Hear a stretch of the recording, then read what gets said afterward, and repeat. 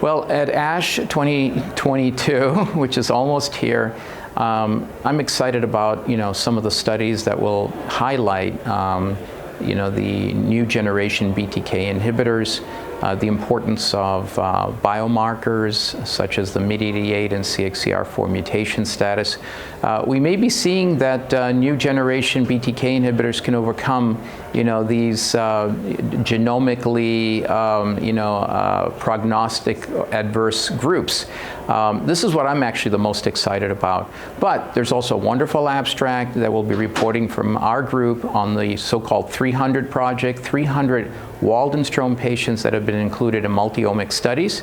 And we're going to learn something new about Waldenström, that in fact there may be 3 distinct groups. And each one of these may have distinct genomics, clinical characteristics, but also therapeutic vulnerabilities.